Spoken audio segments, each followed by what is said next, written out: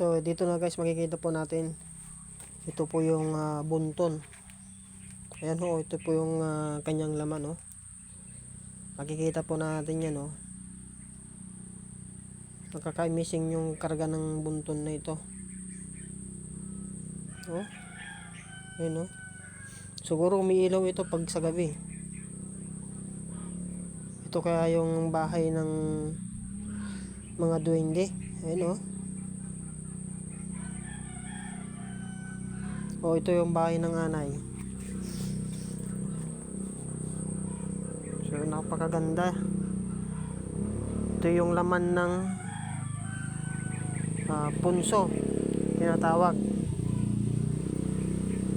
Oh, ayan guys, oh. Nakakamiss naman ito.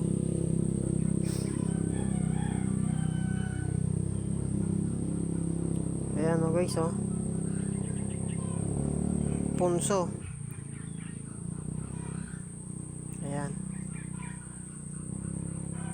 Ito yung laman ng punso.